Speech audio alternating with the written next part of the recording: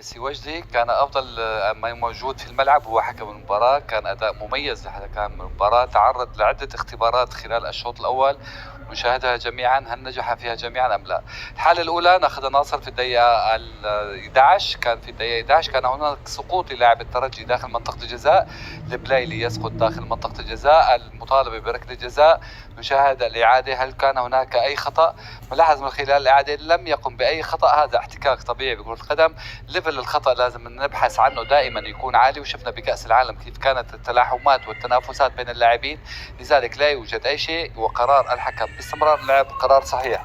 الحالة الثانية كانت في الدقيقة 15، شكينا بوجود خطأ على مهاجم الترجي الذي نجح بخطف الكرة من المدافع قبل هدف الترجي. هل كان هناك أي خطأ من المهاجم على المدافع عندما استحوذ على الكرة؟ نلاحظ هنا المهاجم استحوذ على الكرة، المدافع يسقط أرضا ويطالب بخطأ.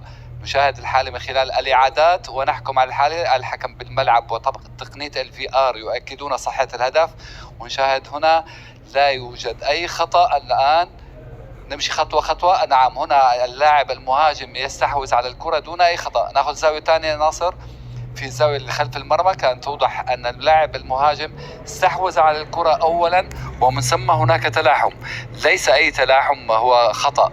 لاحظ هنا، نمشي هون خطوة خطوة ناصر بالله لو سمحت. نعم، هنا بنلاحظ المهاجم هنا يستحوذ على الكرة ومن ثم يصطدم رجل المهاجم برجل المدافع، لذلك هو استمرار اللعب طالما ليس هناك أي تهور. قرار استمرار اللعب قرار صحيح والهدف صحيح. الحالة الثالثة كانت سقوط أيضا لاعب الترجي داخل منطقة الجزاء، هناك كان مطالبة على أساس أن هناك ركلة جزاء. الحكم في الملعب وتقنية الVR تؤكد القرار، لا وجود لأي خطأ. هناك ركلة جزاء للترجي، الحكم يحتسب ركلة جزاء. نشاهد لماذا هناك ركلة جزاء، هل هناك مسك أم هناك عرقلة؟ نشاهد الحالة. طبعا كما ذكرنا الحكم تمركز مثالي للحكم. نمشي بالخطوة خطوة. هنا نرجع بالله لو سمحت ناصر، نمشي فيها خطوة خطوة. في اليد خلينا نمشي نراقب اليدين يدي المدافع لم تقم بأي خطأ.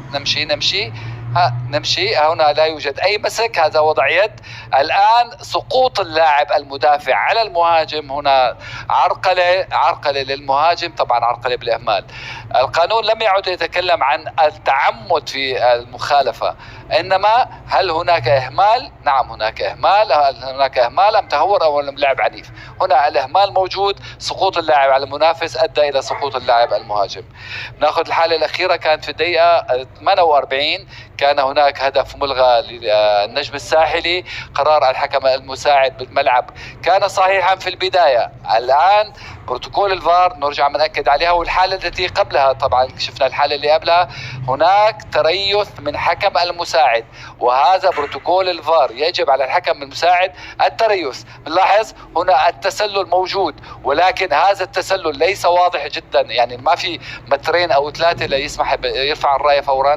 دائما في حالات الشك يجب على الحكم المساعد التريث حتى تنتهي الهجمة.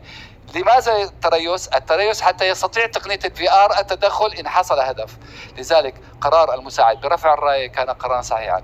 عموما التحكيم في الشوط الأول كان جيد جدا، وإن شاء الله يستمر على هذه الحال في الشوط الثاني. صحيح من الحكم المساعد الثاني وتميز في هذه الحالة. كما ذكرت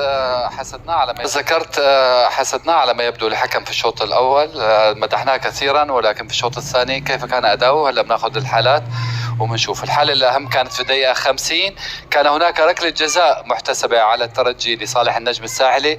هل كان قرار الحكم صحيح في الملعب؟ وهل كان تقنية الVR تثبيت القرار صحيح أم لا؟ بنشوف الحالة ومن عدة زوايا، وطبعا الزاوية الأهم راح تكون الزاوية التي خلف المرمى. هنا ممكن نمشي فيها خطوة خطوة لو سمحت.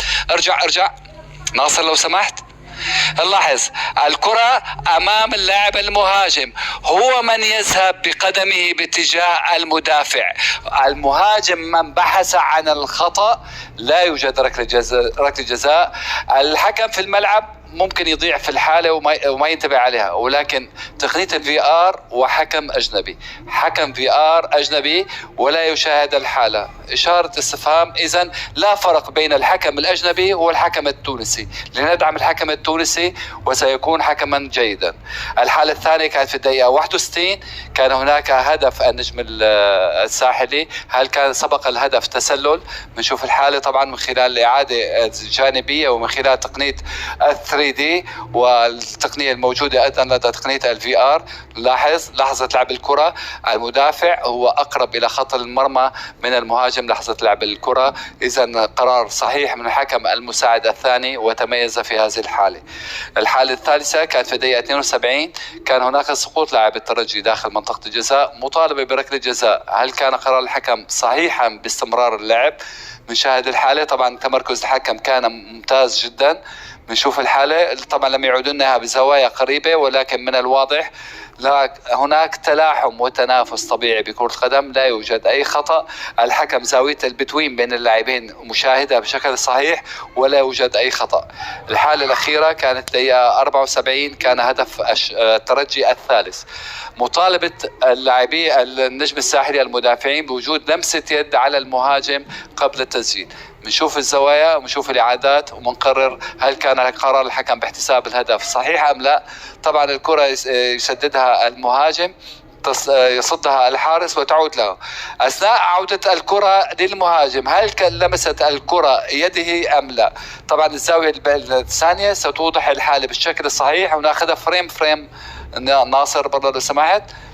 هنا التسديد، عادة الكرة، نلاحظ نمشي خطوة خطوة، الكرة لم تلمس اليد نهائيا والهدف صحيح، واحتجاج لاعبين أو مدافعين النجم. الحكام المساعدين كانوا ممتاز جدا، الحكم في هذه الحالة والحمد لله لم يؤثر على نتيجة المباراة، ولكن يستحق علامة 7.9 والحكم الفي ار يستحق علامة 7.9. قدم يوسف بلايلي مباراة رائعة ضد النجم الساحلي التونسي، مباراة رائعة، فكان نجم المباراة واستحق النتيجة 3-2 مع الترجي التونسي، وفاز باستحقاق نادي الترجي التونسي. فهذا يدل على قوة نادي الترجي التونسي في الملاعب التونسية والدوري التونسي. فهذا يدل على أن تونس مستعدة لدوري أبطال أوروبا، وهذا يدل على أيضا استحقاقات كبيرة في الترجي التونسي، وهذا يدل على إمكانات الترجي التونسي ويوسف بلايلي إضافة. والسلام عليكم ورحمة الله تعالى وبركاته.